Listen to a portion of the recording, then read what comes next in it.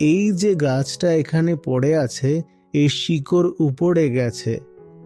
এটা এমনভাবে শুয়ে পড়েছে, কিন্তু তারপরেও এটা নিজের ডালপালা এমনভাবে ওপরে তুলে রেখেছে যেন এটা আবার দাঁড়িয়ে গেছে।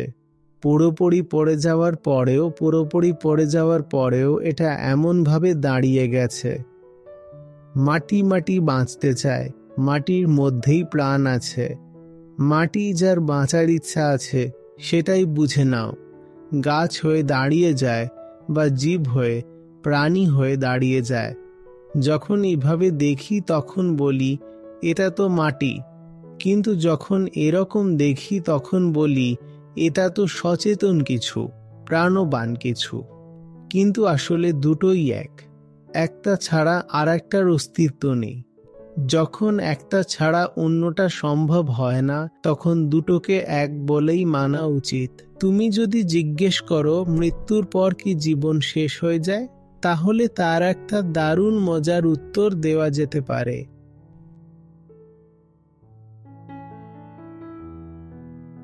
এই যে এত পাতা পড়ে আছে, এই গাছটা পড়ে গেছে। এই গাছটাই এখন মাটিতে মিশে যাচ্ছে, আর ওই একই মাটি থেকেই আবার একটা গাছ দাঁড়িয়ে যাবে। দেখো তো, এর শিকড় উপড়ে গেছে, এটা পুরো শুয়ে পড়েছে, কিন্তু তাও দেখো এর ডালপালা আবার উপরে উঠেছে, যেন আবার দাঁড়িয়ে পড়েছে। পুরোপুরি পড়ে যাওয়ার পরেও, একেবারে শেষ হয়ে যাওয়ার পরেও এটা আবার উঠে দাঁড়িয়েছে। মাটি, মাটি বাঁচতে চায়, প্রাণ তো মাটিতেই আছে। বুঝতে পারছো তো? মাটি মানে যেটা পদার্থ, যা কিছু ভৌত জিনিস আছে, সেই সব কিছুর মধ্যেই প্রাণ আছে, ওগুলো বাঁচতে চায়।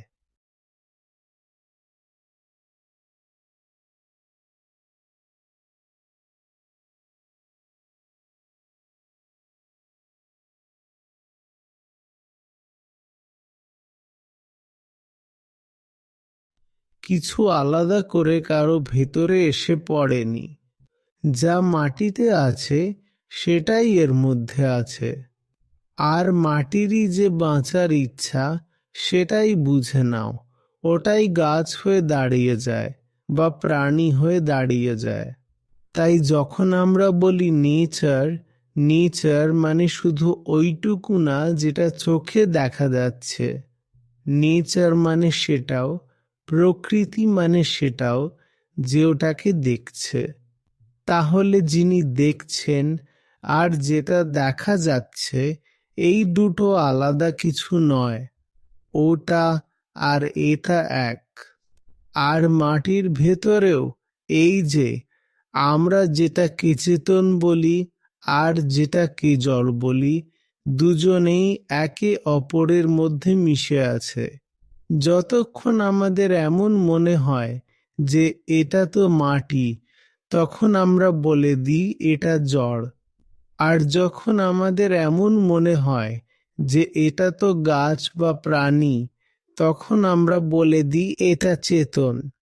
যতক্ষণ এমনভাবে দেখছি, তখন বলছি এটা মাটি, কিন্তু যদি অন্যভাবে দেখি তাহলে বলবো এটা চেতন। এবং তা সত্যিও বটে। কিন্তু এই দুটো একসাথে জড়িত, একটার ছাড়া অন্যটা সম্ভব নয়। যখন একটা ছাড়া অন্যটা সম্ভব না হয়, তখন দুটোকে এক হিসেবে ধরা উচিত।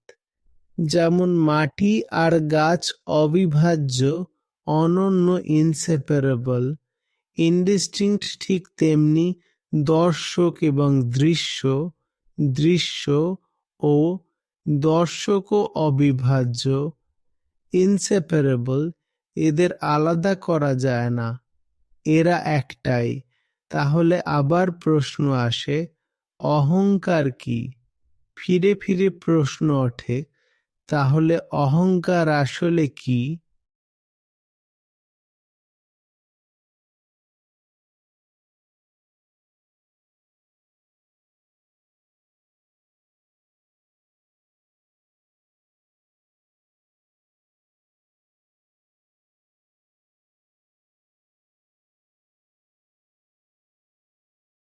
অহংকারটা কি?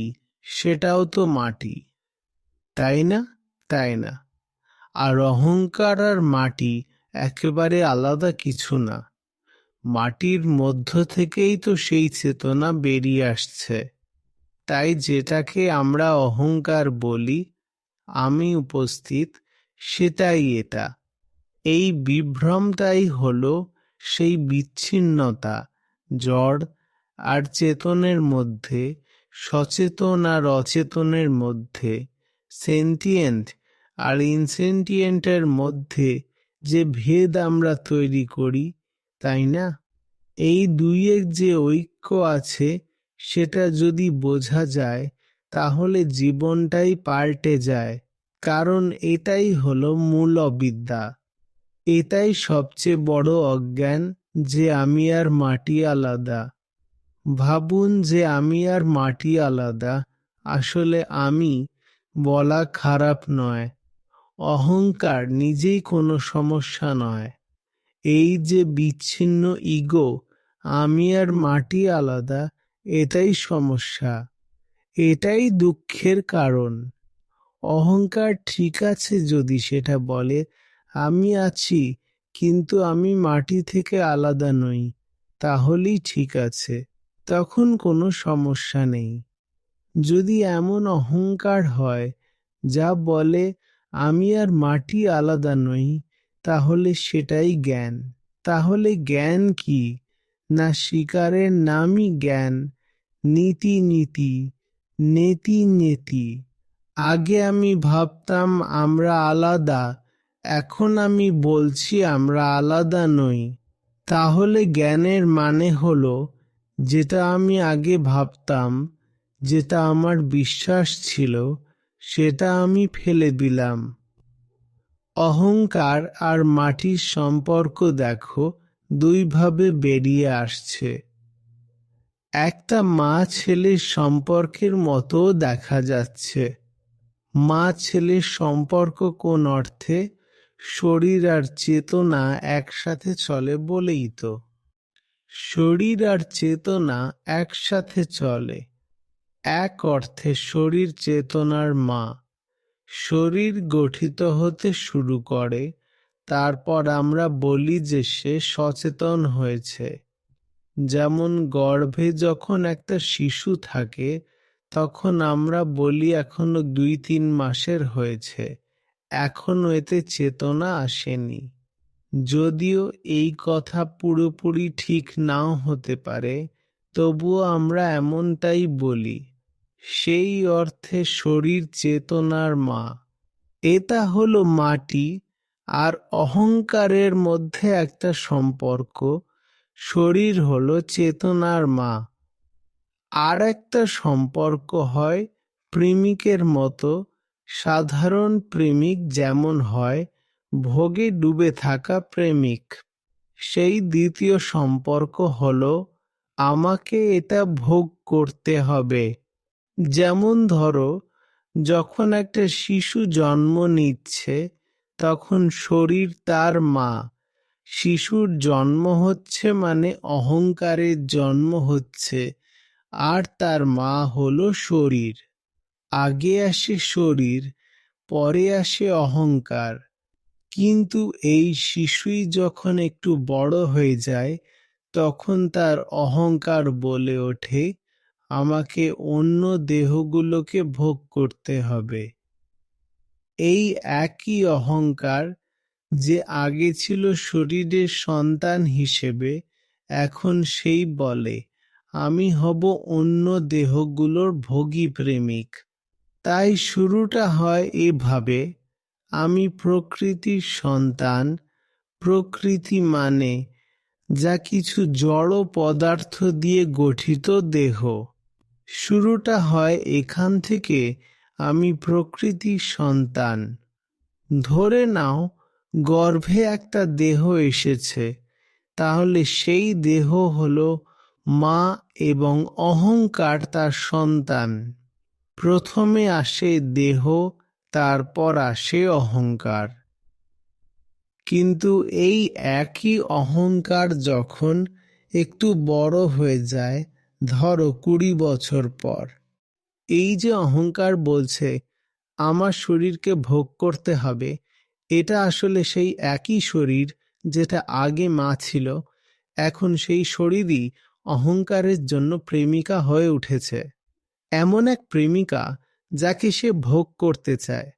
তো এই দুই ধরনের সম্পর্ক হয়, আর এই দুইটাই অজ্ঞতার সম্পর্ক, কারণ দুটোতেই প্রকৃত সম্পর্কটা বোঝা যাচ্ছে না। প্রকৃত সম্পর্কটা হলো এরা দুজন এক। যখন অহংকার বলে আমি শরীররূপী মায়ের ছেলে, তখনও ভুল বোঝা হচ্ছে। তুমি ছেলে নও। দ্বৈততার জগতে কেউ কারো ছেলে টেলে হয় না। ছেলের মানে তো এই যে একজন আগে এসেছে, অন্যজন পরে। বাবা আগে এসেছে, ছেলে পরে এসেছে। কিন্তু দ্বৈততায় দুটো প্রান্ত একসাথে আসে, তাই সেখানে কেউ কারো ছেলে হতে পারে না, কারণ ওখানে কোনো কজালিটি নেই। কজালিটিতে সবসময় সময় থাকে, একটা জিনিস আগে আসে আর একটা পরে আসে। কিন্তু ডুয়ালিটিতে দুটো একসাথে আসে, এবং একটার অস্তিত্ব তখনই সম্ভব যখন অন্যটাও ঠিক সেই সময় উপস্থিত থাকে। তো প্রথম ভুল ধারণাটা হলো শরীর অহংকারের মা, এটাও ভুল সম্পর্ক। আর দ্বিতীয় অজ্ঞতা হলো অহংকার শরীরকে ভোগ করে, এটাও ভুল। অর্থাৎ মা হিসেবে যে সম্পর্কটা আছে অহংকারের সঙ্গে শরীরের, সেটাও ভুল। আর প্রেমিকা হিসেবে যে সম্পর্কটা আছে সেটাও ভুল। দুটো ক্ষেত্রেই ধরে নেওয়া হয়েছে যে আমরা আলাদা আলাদা, মা আগে এসেছে তারপর আমি এসেছি মানে আমরা আলাদা, বা সে আমার প্রেমিকা মানে সে আলাদা, তাই আমি তাকে ভোগ করব এবং পূর্ণতা পাব। সে একটা আলাদা বস্তু, আমি তাকে ভোগ করব বলে ভাবছি কিছু পূর্ণতা আসবে আমার মধ্যে। এই দুইটাই ভুল সম্পর্ক। তাহলে সঠিক সম্পর্ক কি? সঠিক সম্পর্ক হলো দেখে ফেলা যে মাটি আর চেতনা এক, শরীর ও অহংকার আলাদা কিছু নয়। আর যখন তুমি শরীর ও অহংকারকে এক দেখছো, তখন তুমি আর শুধু অহংকার হয়ে দেখছো না, তুমি এখন দুটোকেই দেখছো। অহংকারকেও আমি দেখতে পাচ্ছি। সাধারণত কে দেখে? অহংকারই দেখে। কিন্তু আমি যদি অহংকারকেও দেখছি, তাহলে আমি তো অহংকারেরও দর্শক হয়ে গেলাম। এখন আর অহংকার দর্শক নয়, আমি নিজেই অহংকারকে দেখছি। একে বলে সাক্ষী ভাব। সাক্ষী ভাব মানে কি? মানে আমি সেই দর্শক নই যে শুধু দৃশ্য দেখছে, বরং আমি সেই দর্শক যে দৃশ্য আর দর্শক দুজনকেই একসাথে দেখছে। এমন দর্শককে বলে সাক্ষী। এটাই আমাদের প্রকৃতি, আমাদের স্বভাব। এই স্বভাবটা কেবল দৃশ্য দেখা নয়, বরং যিনি দেখছেন তাকেও দেখা, এই দুইটা একসাথে দেখা। আর যদি আমরা এই স্বভাবে না বাঁচি, তাহলে বড় সমস্যা হয়, যার নাম দুঃখ। কি সমস্যা হয়? সমস্যা হয় এই যে আমরা সবসময় ভাবতে থাকি এই দুইটা আলাদা, দৃশ্য আর দর্শক আলাদা। আমাদের মনে হবে শরীর থেকে আলাদা কিছু একটা আছে, যাকে আমরা অহংকার বলি। আর এই ভুল বোঝাবুঝি সবচেয়ে বড় রূপ দেখা যায় লোকধর্মীয় বিভ্রান্তিতে, যেখানে বলা হয় শরীর ছেড়ে কোনো আত্মা বা জীবাত্মা টাইপ কিছু থাকে। এটা ফিলোসফিক্যাল এরর। এটা হলো না বোঝার ফলাফল, যেখানে ভাবা হয় শরীর এক জিনিস আর জীবাত্মা অন্য জিনিস। তারপর বাবাজিরা বলেন ডিসএমবডি বিইংস এর কথা, মানে শরীর ছাড়া কিছু অস্তিত্ব আছে। তারপর শুরু হয় নানা কল্পনা। ভালো শক্তি আছে যারা শরীর ছাড়া থাকে, খারাপ শক্তি আছে যেমন ভূত প্রেত যারা শরীর ছাড়া ঘোরে। এসব আসলে ফিলোসফিক্যাল মিসআন্ডারস্ট্যান্ডিং এর, মিসইন্টারপ্রিটেশনের, ইগনোরেন্সের, অজ্ঞানতার পরিণাম। আপনি বুঝতেই পারছেন না বস্তু আর চেতনের সম্পর্ক কি। আপনি বুঝতেই পারেননি যে যেখানে চেতন থাকবে সেখানে জড়ও থাকবে, তারা সবসময় একসাথে থাকে। আর যখন আপনি এটা বুঝবেন, তখন আপনি মুক্ত হবেন সেই বিভ্রম থেকে যে এই দৃশ্যমান প্রকৃতিকে ভোগ করে আপনি কোনো স্থায়ী তৃপ্তি পেতে পারেন। কারণ যা কিছু আছে সেটা আপনিই তো, সেটা আর আপনি আলাদা নন। শরীর ও শরীরের ভিতর থেকে যিনি আমি বলছেন তারা আলাদা কেউ নয়। তাই যখন শরীর পুড়ে যায় তখন সেই আমি বলার আমিটাও শেষ হয়ে যায়। না শরীরের ভেতরে কেউ বিশেষ বসে আছে, আমি বলছি এমন কেউ না আর নাই, বা শরীর পুড়ে যাওয়ার পর সেই আমি বলছি টাইপের কেউ বাঁচে। হ্যাঁ, যেটা পুড়িয়ে ফেলার পর বাকি থাকে, ছাই, সেই ছাই এখনো জীবিত। তুমি যদি জিজ্ঞেস করো মৃত্যুর পর কি জীবন শেষ হয়ে যায়, তাহলে তার একটা দারুণ মজার উত্তর দেওয়া যায়, একদম গভীর এবং সত্যি উত্তর। শরীর মারা যাওয়ার পরও জীবন রয়ে যায়। কিভাবে? কারণ সেই ছাই এখনো বেঁচে আছে। কারণ মাটির মধ্যেও প্রাণ থাকে। কারণ জড় আর চেতন আলাদা কিছু নয়। তাহলে কেউ যদি বলে মরার পর আমরা কোথায় যাব, তুমি কোথাও যাবে না, তুমি সেই ছাইয়েই জীবিত থাকবে। কিন্তু এর মানে এই না যে তুমি বেরিয়ে ঘুরে বেড়াবে। দেখো, ক্লাইমেট চেঞ্জ আর ইন্ডিভিজুয়াল সোল বা আত্মার ধারণা, এই দুইটা আসলে একই কথা বলে। ক্লাইমেট চেঞ্জ ও বলে যে আমি পৃথিবীকে ভোগ করব আর তৃপ্ত হব, মানে আমি পৃথিবী থেকে আলাদা কিছু। ক্লাইমেট চেঞ্জ আসলে আত্মার ধারণারই সবচেয়ে খারাপ ফলাফল। আমি আলাদা, আমি চেতন। পৃথিবী জড়, তাই আমি তাকে ভোগ করব। এটাই তো ক্লাইমেট চেঞ্জের মূল কথা। আর ঠিক এই কথাটাই আত্মা নিয়েও বলা হয়, যে জীব আলাদা আর তার মধ্যে কোনো স্পেশাল আত্মা বসে আছে। এই ভুল ব্যাখ্যা থেকেই দুনিয়ার সব সমস্যাগুলো আসে। যেমন ধরো দুঃখ কষ্টগুলো, দুর্নীতি বিপর্যয়গুলো, সব এই বিশ্বাস থেকে জন্ম নেয় যে শরীর আর অহংকার আলাদা কিছু, যে শরীরের মধ্যে একটা সোল জাতীয় কিছু থাকে। এই সোলটাই মানবজাতির কষ্টের মূল। এটাই ক্লাইমেট চেঞ্জের শিকড়। এটাই কনজিউমারিজমের উৎস। এটাই হিংস্রতা ও সন্ত্রাসবাদের ভিত্তি। এই সোলই সব বিপদের গোড়া। আর প্রকৃত ধর্ম কি? সেটা হলো এই সোল নামক কল্পনাকে সরিয়ে দেওয়া। ধর্ম মানে হলো তোমাকে প্রকৃতি বুঝিয়ে দেওয়া। প্রকৃতি আসলে কি? দৃশ্য আর দ্রষ্টা, এই দুটো মিলেই প্রকৃতি। শুধু দৃশ্য নয় প্রকৃতি, দৃশ্য ও দ্রষ্টা একত্রে যা গঠন করে সেটাই প্রকৃতি। যদি মানুষ এটা বুঝতে পারে যে আমরা মাথায় যেই সোল স্পিরিট আত্মা বানিয়েছি সেটাই দুনিয়া ধ্বংস করে দিয়েছে, তাহলে তো ব্যাপার জমে যাবে। মুক্তি, চলো, হয়ে গেছে।